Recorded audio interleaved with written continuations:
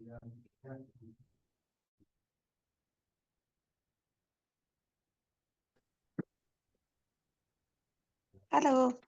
Hello. No, You- everyone's got their cameras on. Yes.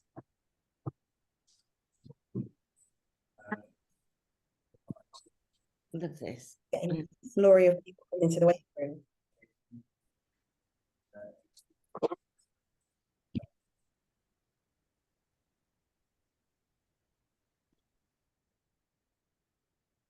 Who's not got their camera on? Turn your cameras on. Otherwise, I feel like I'm talking to myself, and that's really sad.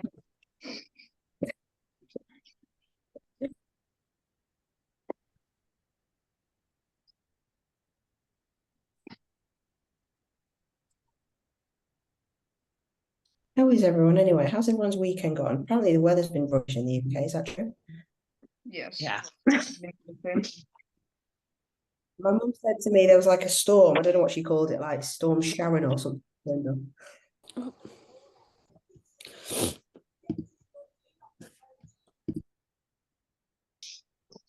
If there's a storm, April will know about it. She's in Wales, so she'll get the benefit, I'm sure.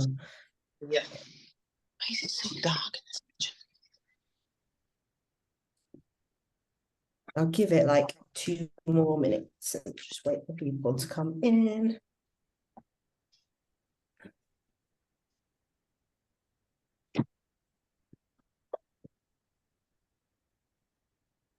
We have some new faces as well.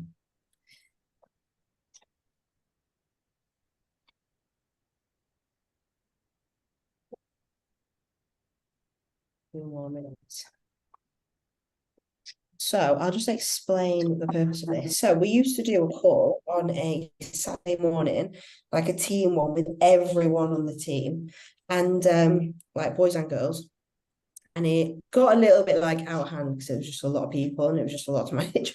So we stopped doing it. And then I, a while ago, put in the group that I was going to restart doing this, but just for the girls. And we sort of voted on times, and Sunday evening seemed to be the best because like midweek people are quite busy, right? So Sunday evening seemed to be the best time to do it. And it's not like this is very informal, and it's just an opportunity each week for me just to talk a little bit about a topic which, one, might be a bit educational, two, might help you in your journey, it might be about something that might help you with like off season or help you with prayer, it might be like a few tips, or it might be like a topic that is maybe being spoken about quite a lot, or it might be a bit of like time where you lot can just ask some questions and we just have a little bit of a chat. But the point is, like, every single week we can kind of get together and have a bit of a chat about something. Going forward, I was going to put a little bit of a vote, like, because you can do a poll on WhatsApp. So I was going to put a little bit of a poll in the group for like the week forward and ask what people wanted to talk about, what they wanted to hear about.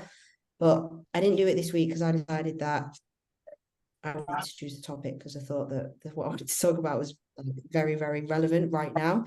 But yeah, that's the whole point. And it's not going to be super long. Like, I think we'll have about half an hour to do this where I can have a bit of a chat.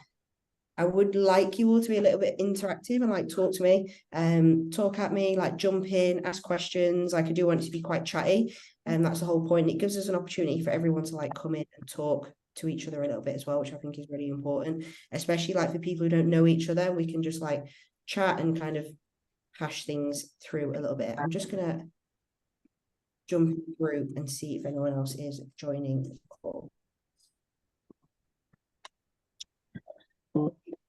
Otherwise, it's a poor turnout. It's like 70 of you. Where are you all on a Sunday evening? What are you possibly doing?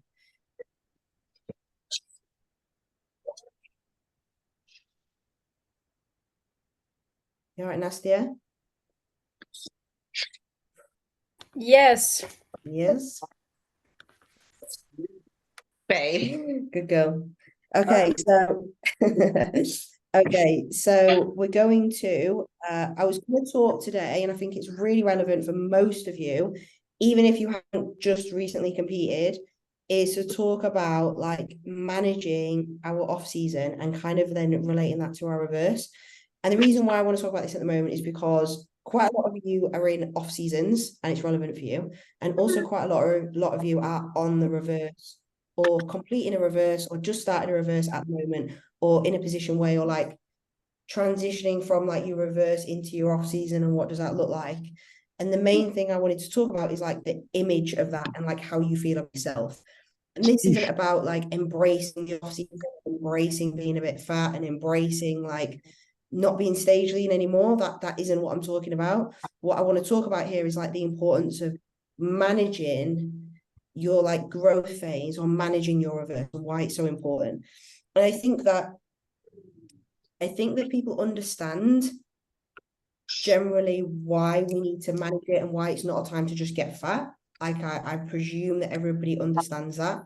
Like the reasons why we don't want that to happen, not just from like a visual standpoint, like you don't want to look out of shape, but why that's important.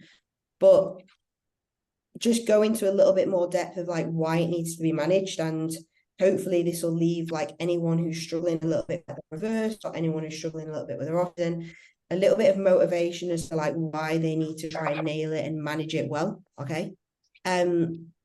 Is there anyone like, and just jump up and talk, so I want you to talk to me a little bit. Is there anyone like in their reverse now where they're like a little bit worried about scale weight rising, or they're a little bit worried about getting fat, or they're a little bit worried about managing off-plan meals and their food as they're going through this? Like, talk to me. Like, I'm like over, I'd say, I wouldn't say like, I'd say that the element of the scales rising is still a little bit there, but like, if I look okay and I don't look in the mirror and I don't feel like fat, I'm learning to deal with that.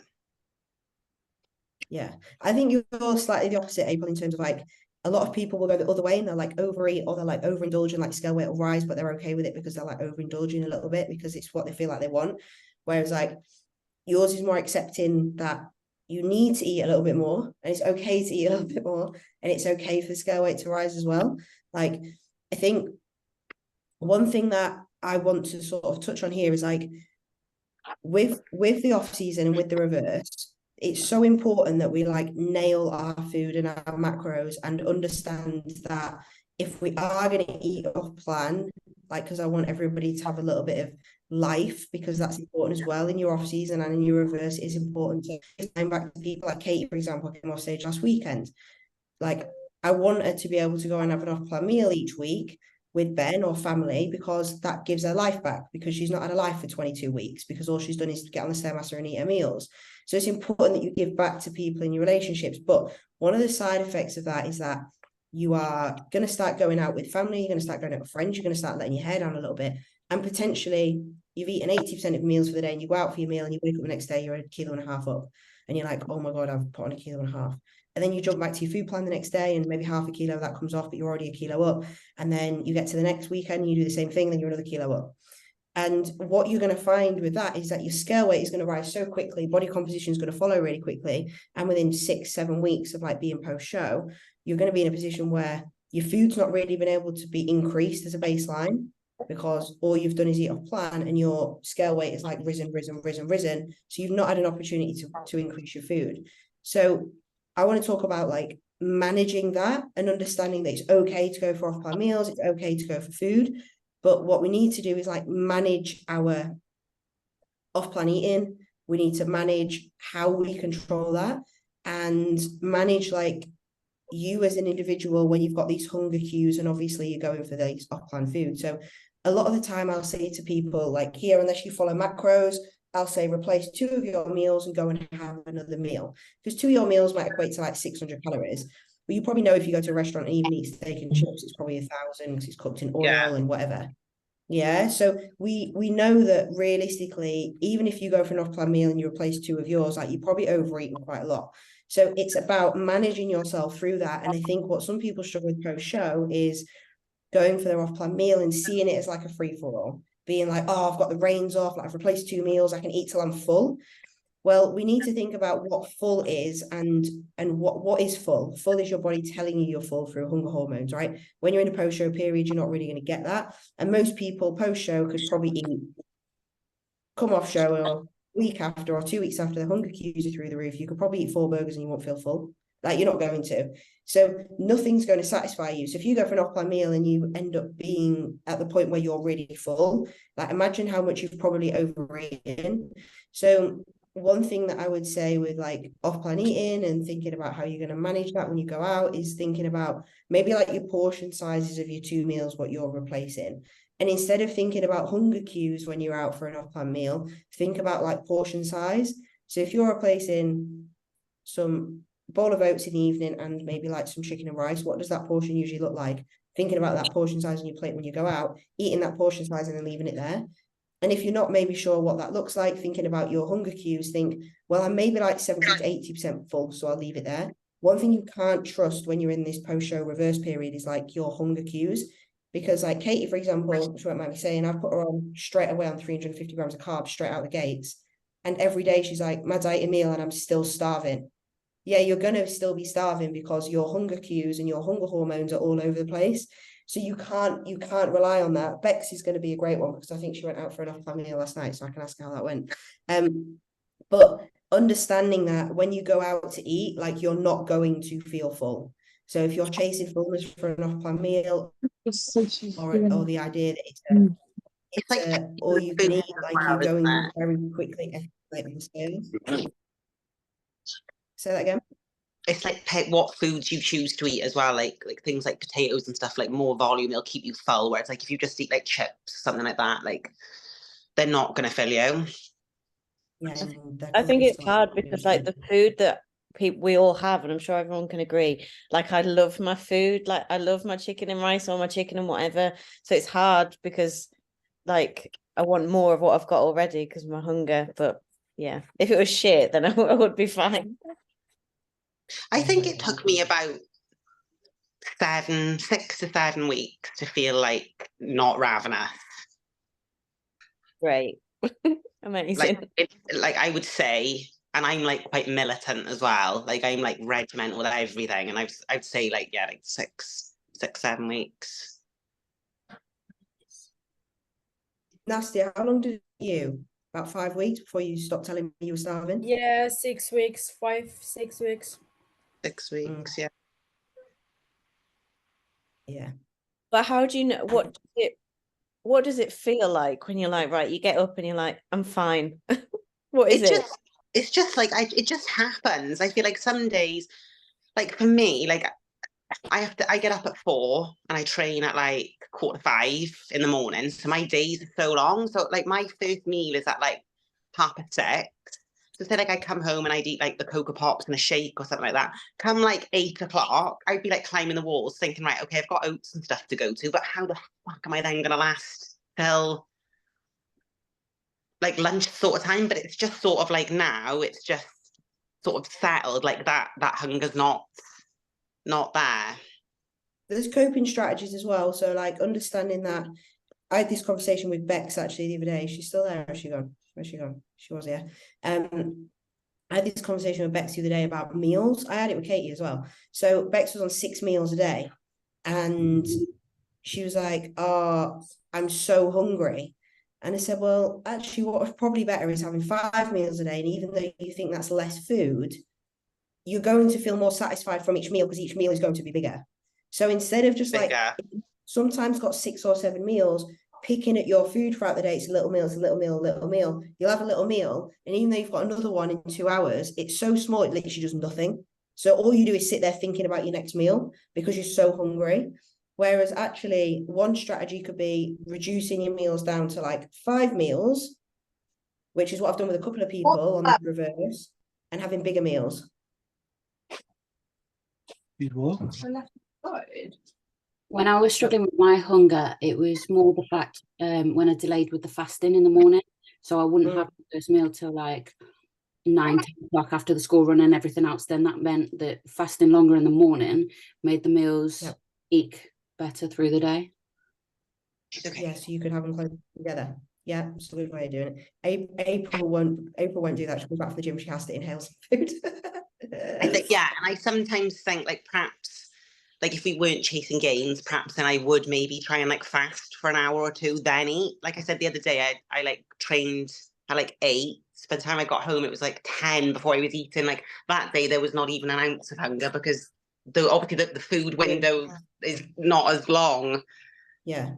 And the wake window's not as long. I think that's like a massive thing, making sure like sometimes you get enough sleep and things as well. Yeah, the wait window. Yeah, 100%. Yeah, 100%.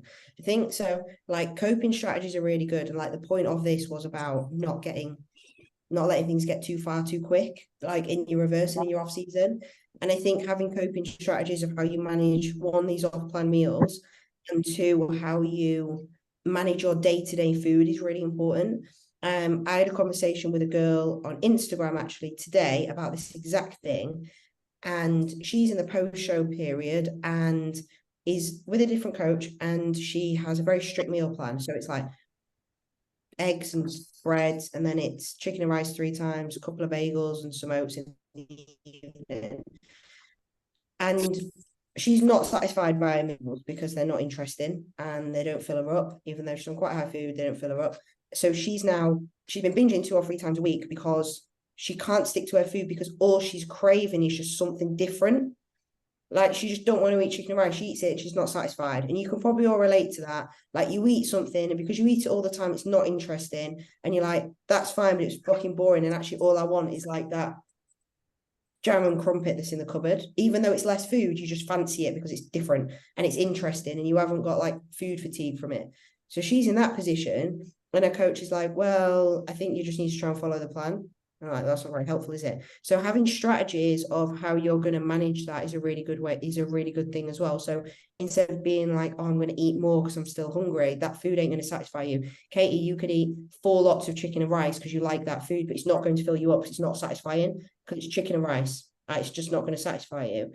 So really it's about what can we do to make it satisfying. So I said to Katie, what do you want in your food that's going to make you feel satisfied because it's new and different? She was like, I really fancy some noodles. All right, well, let's put noodles in. So she'll eat them. She's like, that was really nice. I properly enjoyed that. Feels like an off-plan meal because it's different. In 2 weeks, she'll probably be bored of it. But at this moment in time, it's keeping her sticking to her meal plan. So like, what can we put in your food that's interesting? Like, and I'll say to you, what do you want? Do you want crumpets? Do you want Biscoff? Do you want oats? Like, what do you want? What's going to make you want to eat your food and not eat something else? Because in this post-show window, there's a really like fine line between keeping someone's composition really good. So when we go into the off season, we're not starting the off season 10 kilos heavier than stage and then ending up in the off season 20 kilos heavier than stage. Oh my which God, happens really easily. Yeah. And then when you start prep, you've got 25 kilos to lose, and that's the position we don't want to be in. So when we're in this post-show period, what can we do to make it as well managed as possible so we don't get fat quick, essentially? And if there's a fine balance between keeping you in good composition and keeping food moderate, and then also giving you enough that you stick to the plan. So we need to give you enough that you feel satisfied, but not so much that you get fat quick, but with the satisfied food, like giving you things that you're actually going to stick to because you like them. So if anyone's in a position where they're like, oh, I'm veering off plan a bit because I don't really like my food, or I'm sick of eating chicken and rice, tell me, we'll just change it. And I think everyone around here in this room knows that they can just say to me, oh, I don't want to eat that anymore, Mads. I'm bored of this. Can we have potato? Can we have this? Can we have that? And we'll just change it, because the point of this like conversation that I'm having today is like the important thing, and is that we always want to every single day step forward to like a better physique for stage next year, right? If it's stage, it might not be stage, it might be just like a better look next year. It might be just be a lifestyle goal of just looking better with some more muscle. But the fatter we get between diets, the harder it is that you're going to diet the next time, and the worse the outcome of the look will be next time, because the more fat you've got to lose for a photo shoot, for a holiday, for a stage goal, the more fat you've got to lose, the harder it is to get in condition, the longer it takes, and the longer you're dieting and in prep for, the more will you lose, and the more you hate the diet, and the less responsive your body gets, and the more risk there is of like losing muscle and just not really achieving a good outcome. It's exactly the same as keeping someone in prep too long and doing too many shows. Like it's the same thing whether you're on 20 weeks to your first show, or 30 weeks like April till your first show, or whether it's 20 weeks to your first show and another 10 to your last show. That's still 30 weeks of dieting. Those like last the 10 start weeks, and the end was like worlds apart. yeah, and the look disappears, like the look isn't as good. and the will to like continue to diet goes, getting up for cardio for like the 26th week in a row every single morning, start to lose the will to live. So we want to make sure that that prep or that diet phase is as short, as concise as possible. And that means when you're in your off season, or especially your reverse, setting yourself up for your off season, we stay in as good body composition as possible. Obviously, to an extent, we need to gain some body fat. We do for health. I'm not saying stay stage lean, but there's a difference between having a successful 10-week reverse, 8 to 10-week reverse, and putting on 5 to 6 kilos to 8 kilos in that whole time period, compared to like putting on 10 kilos in 2 weeks, which I've seen a lot of people do. And if you put on 10 kilos in 2 weeks, I'm not going to re-diet you because you're going to be unresponsive and it's absolute waste of time. And you're not going to want to diet because you're going to be miserable. And then you're already 10 kilos up from your stage. So where have you got to go now for in your off season?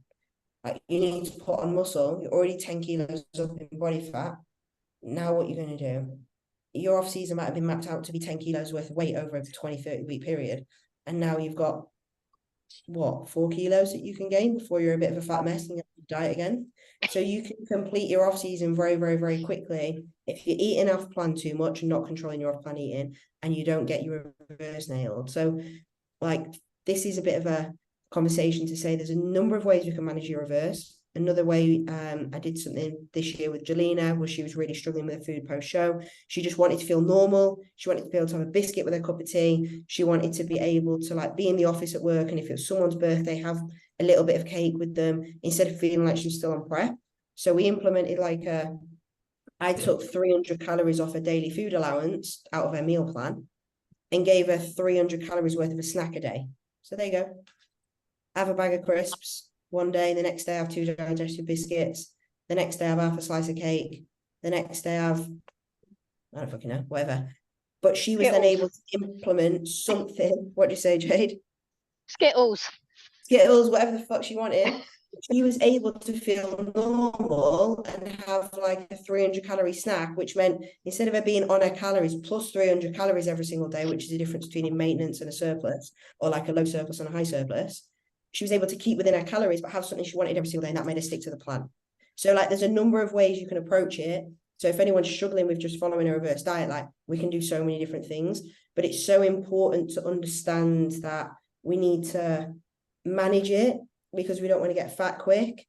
And it's not just a case of you have to eat chicken and rice every single day and be miserable, otherwise there's no hope for you. Like there's a number of ways we can manage it. We can implement an off-plan meal every single week, but it's about how we manage that and the importance of making sure that we do manage it so we don't get fat quick. And that's important. It's really important because no one wants to have to diet early in an off season, and no one wants to be in an off season 25 kilos up because you're going to feel like shit because you're going to be 25 kilos is a lot of body fat. You're going to be heavy. You're not going to feel very good in yourself. April's like dying inside. Honestly, if that happens to me, I'd literally be in an asylum. Like genuine. You're not going to feel 4 kilos. I'm like sweating. Let alone 4 kilos up, she feels like she's 50. So you need to like that's something that I sort of wanted to talk about and make people understand that it's not actually stressful. I think people like get really panicked about post-show, like maybe panicked about putting on weight, maybe panicked about are they going to cheat on the diet? How's the reverse going to go? And it's not as hard as people think it is if it's managed well, right? If communication is really good with your coach, if you've got foods that you like and they're high volume foods and you can change them around, or you can implement some sort of daily free calories or something. Even macro tracking is an option, moving on to macro tracking. So one day you might think I want a bagel, the next day you want a wrap, the next day you want noodles, and you can flip things out. That's a good way to manage it. And you can do exactly the same in your off season as well. Like as a girl, guys complain about having to blend food to eat it. I can pretty much guarantee that none of you in this room are ever going to have to blend your food to eat it because we're 60 kilo girls and none of us are going to be eating that much food. I think I've had one girl that has been on crazy calories before and doesn't put on weight. and that's it. Most people are not going to be eating that much, so you're still going to be hungry in your off season. Like I can pretty much guarantee that most of you, even in an off season now, like are hungry, and you are probably bored of food. You can do the same thing. We can flip foods out. Like off-plan eating still isn't a free for all, because the same thing applies in your off season. If you get halfway through your off season and you're escalating weight in a crazy way, like you're going to really, really struggle to then come down into prep. So the same thing applies. The reverse is just more the topic I was talking about, because it's quite relevant for a few people, but it's exactly the same principle. Exactly the same principle. And it can be managed well as long as you're sensible. Has anyone had any like super terrible post-show like experiences? Yeah, my first ever one. My God. What? Yeah. Who's going first? Millie, tell me about My first one was okay. I think it's because I was on meal plans, and then because I left Rob at LRF and then I went to Ross. Ross had was flexible dieting then. So like 7 weeks out, I switched to flexible dieting on the prep. And then after, I just ate like loads of processed shit that I'd been craving. And so I was never ever, and it felt like forever and ever and ever that I was just hungry, and all I ever thought about was food. And it was much longer than like 6-8 weeks. It was probably a good 3 months, because even when I first started with you, I was like, I don't want to macro track because I just want to eat all different kinds of shit. It felt like it just went on forever, and that's kind of what puts me off doing it again sometimes. It's because that whole like 3 or 4 months of feeling like that. And that's probably down to eating non-whole good foods. So your body was just continuing to crave like good nutrients, like good food, because the only way, like your whole hormones it's still something that your body produces, right? And in prep, you're in this deficient state. You're in a deficient state where everything's all over the place. Like hunger signaling is all over, all hormone signaling's all over, everything's fucked. Excuse my French, in prep. When you come out the gates in your off season, your body starts to pick back up. 2-3 days on slightly higher food, like where Katie is today, she's on like day 3 of like higher food, and she's like, wow, I'm starving. And your body is now in a position where it's like, oh, I'm getting some nutrients, am I? Okay, great. And everything starts to pick back up. Now, once your body understands that it's going to get fed, and you've got a few weeks of stringing good nutrition together, less output, and your energy balance starts to go the other way, that hunger signaling really starts to settle down. Probably took me, I was at like 5-6 weeks, and my hunger signaling really started to settle down.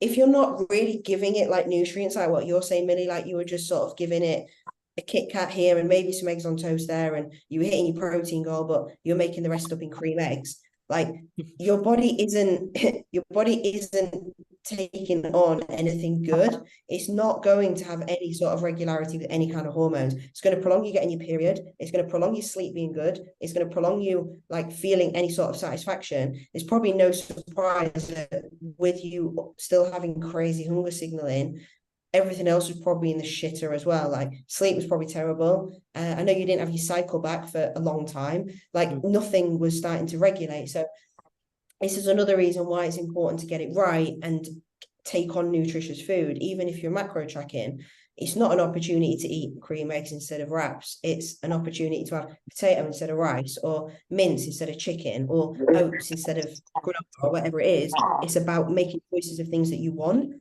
but not an excuse to be an idiot, essentially. Because again, the message here is like, we want to be as healthy as possible. We want to get food up as quick as possible and not get fat. And the reality is, if you're eating things that aren't satisfying you at all and actually aren't feeling any kind of whole, and then you haven't got any nutritional value, you're going to have zero energy. So you're actually probably going to end up overeating, because you're also going to reach for more stuff to give you energy, because you're not actually having anything that gives you anything complex as a nutrient. Yeah, so that's what it was like, is that fear of no energy all the time. So it's like, eat because that's energy, eat because that's energy. That's all that went through my head. It was like, I've got to eat then, because then I'll have energy to do that. Yeah, it's a little bit like being in a position where, like before maybe any of you started on this fitness journey and were put on a meal plan, you were probably in a position where you trained quite a lot, thought you ate quite well, but only ate 3 meals a day. and probably reached for stuff in the day to give you sparks of energy. Jade's nodding her head. Like you probably reached for like a protein bar, you probably reached for like fruit and yogurt, you probably reached for like in between meals in the day, something to give you like that kick of like insulin to be like, oh, energy. And it's exactly the same thing because nothing's slow releasing, you know, like complex carbohydrates are slow releasing, fast sugary things are not, and they're not going to give you any satisfaction. And that doesn't bring you a nice looking physique, it doesn't give you a full looking physique, it doesn't give you a good looking physique, it doesn't give you any energy, and it just absolutely destroys your insulin sensitivity as well. So yeah. You're like Kate, you've been quite anxious about this post-show period, right? Yeah, very anxious.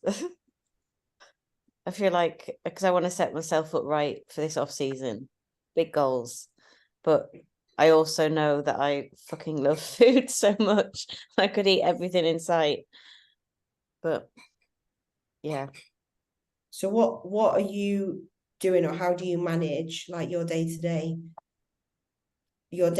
now between your meals? Because you've gone from 6 meals to 5 meals as well, right? So how are you managing like that change, and how are you like ensuring that you're not overeating and not going off plan?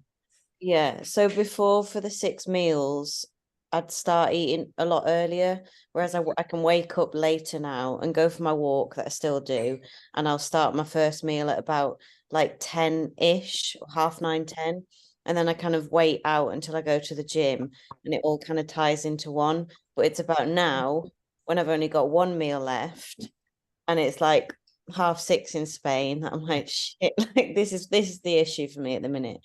But I've been quite busy at the gym, like, and busy doing bits. It's just keeping yourself busy, and I don't know how I'd manage if I had like an office job or I was just sat there thinking about food, because I wouldn't manage very well. Yeah, the keeping busy does help, and I'm the same. I think if I am ever hungry, I find it's like in the evening when, like, say like the baby's gone to bed or like her dad's at training or something, and I'm like, I think like subconsciously my mind's not occupied. I think like, oh, I'm hungry now, but I'm probably not. It's just bored.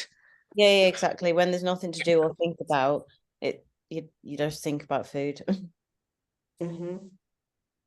I think keeping a prep routine, even in an off season, really helps as well. Like through your reverse and through your off season, keeping like a prep routine, and that doesn't mean getting up and going and do the Stairmaster every day, but it means just because prep is gone, if you suddenly throw the routine out of the window, like your meal timings go out the window, your energy balance is going to go out the window because you're sleeping and waking at different times, you're doing things at different times every day. Whereas if you can keep the rigid routine where it seems exactly the same as prep, then that definitely helps as well. That's a massive help. Yeah, definitely.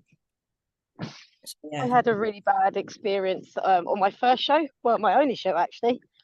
Obviously I was 45, 50 kilos overweight, lost it all, went into my first show, hit about, I think I was about 55 kilos on stage, and then just would not eat after. I was petrified of getting fat again, so I just didn't eat, which is also not great. Yeah. So that took me a long time to get out of that. Like obviously sometimes in my check-ins with Mads, I'm always like, for fuck's sake, I look fat, I like this, and I lose my head a little bit. So I think that kind of other side of not overeating, but being petrified of losing the leanness when you were, maybe if you come from like a bigger size from before, it's a right mental like mess.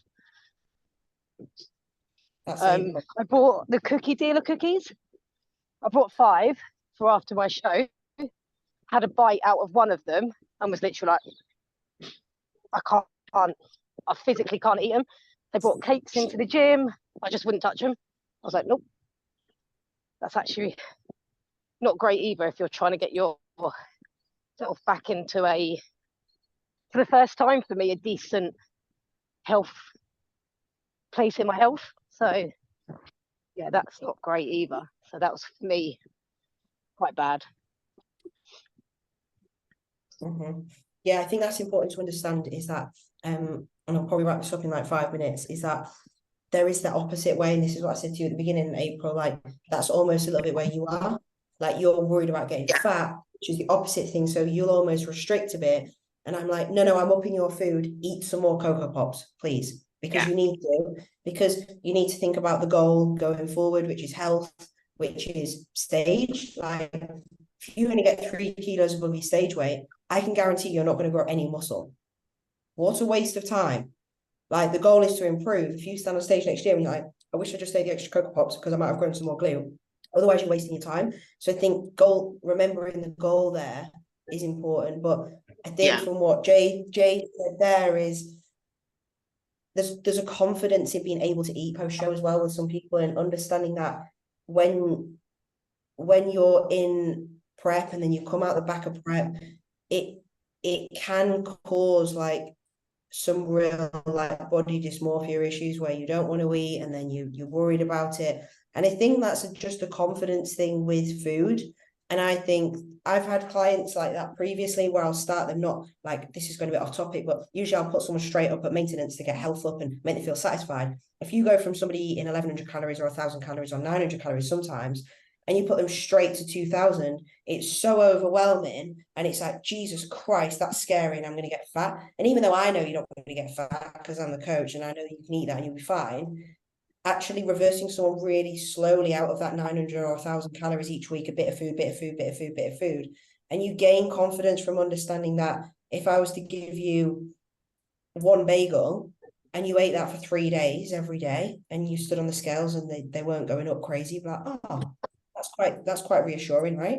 And then like maybe we put another bagel in and you're like, oh, scale weight's still not rising, that's cool. And then you build food up like that. So it's very, very like client specific, but that's something else you can do. That's another strategy, right? It's like how you reverse someone. I think like Sam, you were really worried about that when you first came to me because you've been living on Dust. living on air and drugs for ages, and we're like, what are you eating?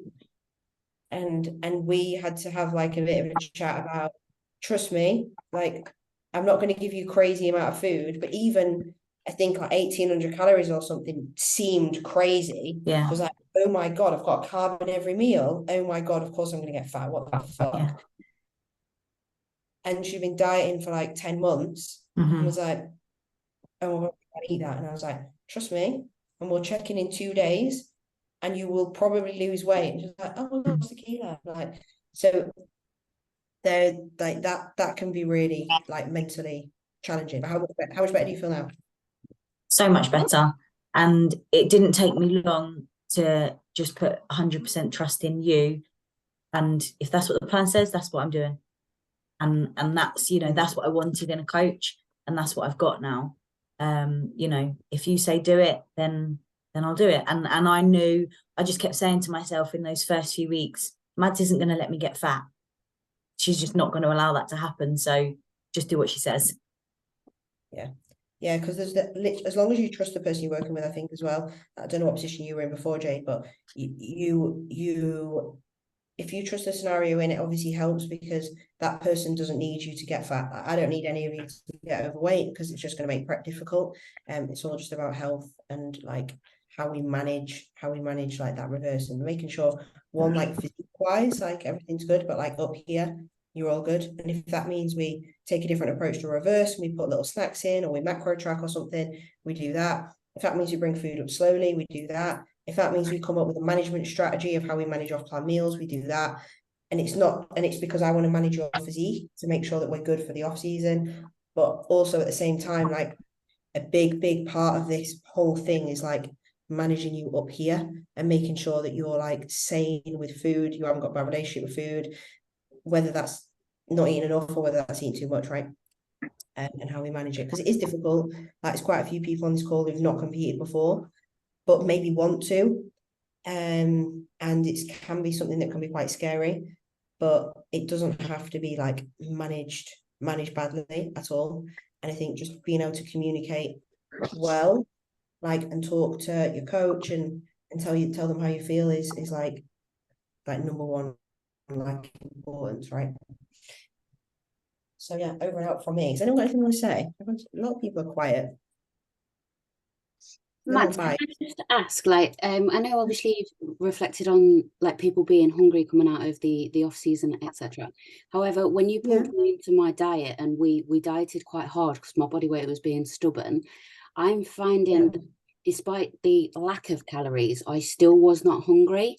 And I don't know whether that's because obviously I've come down from 19 stone and it's subconsciously maybe like the fear of getting fat, should I eat? But obviously we had that plateau in the weight not shifting.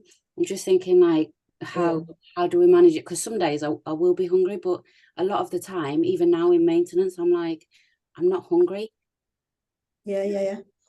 That can be normal. Like there can be underlying things as well with that, like potentially body's not very happy, body's stressed. Like when you're super stressed, like appetite goes out the window as well. Obviously you're in a position where you're going through like some health stuff as well and going through like elements of stress. So there could be like a stress and a distraction thing there. Like when I've had no appetite for like the last 10 days, partly being a little bit ill, but I think that's due to stress with the dog and then traveling to the UK and everything else that was going on. So I think that like for me, appetite can really, really dwindle when you're stressed. So often hunger signaling doesn't really operate very well when you're like stressed or you've got high cortisol, or there could be other issues that are maybe going on internally, potentially. But with you at this moment, babe, there's a high possibility there's a big stress element. I think that would be probably fair to say, wouldn't potentially?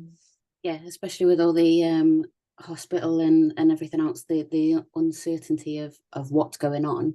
I guess that's because it's like you say, I had my results back from a test that I had in July. It's like, well, that's not relevant right now. I need the results for the one that I had the other day. Like, so I guess, in a sense, that's more overwhelming that there is no distracting, right? Super distracting, which causes you stress and worry, which puts you off your food, and that's normal. That's normal.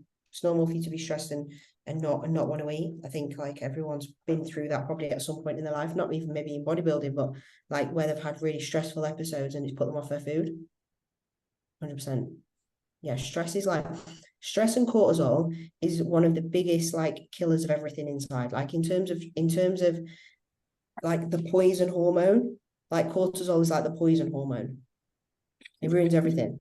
So Jekyll and Hyde, like today I've not really been that hungry, but just eating because, you know, we have to and it's planned, and if we don't stay regimental we won't tomorrow. But like then not yesterday but the day before I was really hungry and was like, Jesus, this is all I'm eating. And it's so Jekyll and Hyde, and there's no real trigger in terms of like, oh, it's a little bit more stressful today or not. So that's getting a little bit annoying because it's no consistency of like, oh, do you know what, Mads? Like, I've had 3 days where I'm feeling a bit hungry. Can we shimmy the food? There's no real pattern to it. Yeah, I think it's just like settling because you've only been at it a few weeks as well, like settling there. But sleep and stress is all like contributing factors as well. Like if you've had some good night's sleep, like that helps with hunger. If you've had some good training sessions, that helps with hunger. If you haven't, you've had a couple of rest days and sleep's been bad and stress is high, that can then have an impact. So like your daily life stresses have like a massive impact on that. Huge. I just want to say it's been really useful for me. I haven't competed yet. I'm going to compete next season, but listening to all you girls share how you're struggling and how you're supporting each other and how there's different options. Like, I don't know if this is just me being a bit naive, but and I don't want to sound like a dick, but I'm actually not worried about reversing. It's the main reason I chose Mads as one of my coaches when I was looking for a coach, because of how you reverse your girls. So I don't want to come across as a dick and say I'm like really cocky. It's not. But I generally at the moment, ask me when I'm reversing, I'll probably be an absolute dickhead, and you'll be like, "Told you so." But it's really good to hear that everyone goes through it in some form or another, and there's ways to cope with it. Really. Okay. No, I love that, and you're not a dick at all. Nasty is laughing at you, I think. She's like sniggering. She's probably not heard someone say dick before. Sorry. No, I'm joking. But no, I appreciate that. It's good. It's a good point. Like I don't worry about reversing, but I've done this for a long time and I know what to expect, right? And if I did worry about it, I think it'd be a little bit like I do this with everybody. And I think it's just knowing I don't want anyone to worry, and that's the whole point of this. Like it's something that can be managed easily.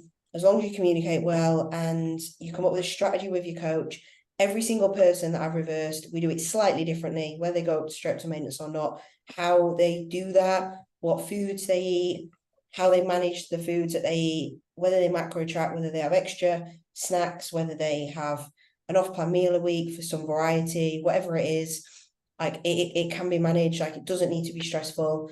And as long as you just take each day as it comes and just communicate well, like it can be really, really good. And there's no one on this call that's fucked it. I know you're not all here.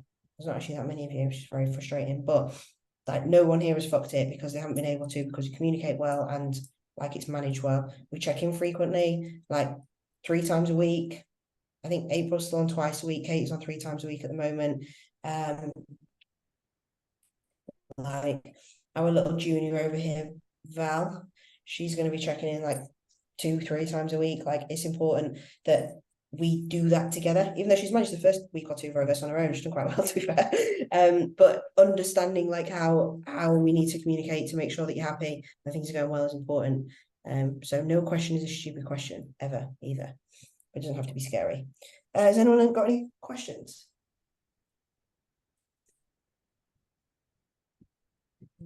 No, it's very quiet. Is everyone really busy Can weekend? I'm just gonna shit stir. Those that didn't turn up, do they all lose a bagel? What? They all lose a bagel. I said those that didn't turn up. I said, do they all lose a fucking bagel? Yeah, mate, every single one of them.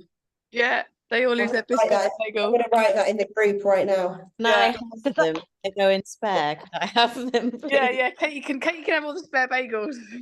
Everyone who didn't come on the call. You lose a bagel. Yeah. And then you biscuit. have to give them to us that are on the call. Yeah. You have to give them to those in need. Yeah, winners be winning. No, all good. Well, thank you for turning up. Hope that was helpful. Like It was what really I'm good. going to do is put a little poll next week, probably like on Friday, in the group, and just ask, what do people want to talk about? What do they want to hear me talk about? Or has anyone got anything they're worried about that they think's worth? It doesn't have to be like reversing. It can be like, could be a question about food groups. It could be about like someone's had a bad experience in the gym. How do you deal with men trying to kick you off fucking equipment when you're trying to build your glutes? I don't fucking know. Like it could be Punch them anything. in the knob. You beat Yeah. them up. You kick them. As long as it's not about Crocs, we're all right.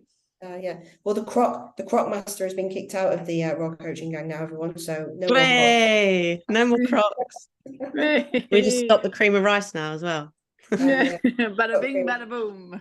Boring, isn't it? Millie. Maybe have some more interesting conversations now. So, but anyway, yeah, anything, and even if anyone's got any suggestions that they want to talk about or they're worried about and don't want to air on here, just message me and then I can bring it up as a topic. So I'm going to do them every week. Sometimes I'm hoping there'll be 30 of you. Sometimes it might be 10 of you. I don't know. I don't care. I don't know what everyone else is doing at 5 o'clock on a Sunday, apart from sitting around and scratching their ass. So everyone should be jumping on here. But yeah, I'll put it in the group each week. But thank you all for participating. Cheers for doing it, Mads. Yeah, Appreciate thanks for organising. it. Yeah, thanks, You're everyone. welcome. Thanks for all Have the a girls nice- sharing as well. Appreciate that. Yeah, no, I appreciate everyone who does jump in, and hopefully everyone will get a little bit more confident and start chirping up. And then soon you'll all take over and I won't have to speak at all. But, yeah. All right, have a nice evening. Thank you, everyone. Enjoy your Sunday, girls. Bye. Bye. Thank you. Bye.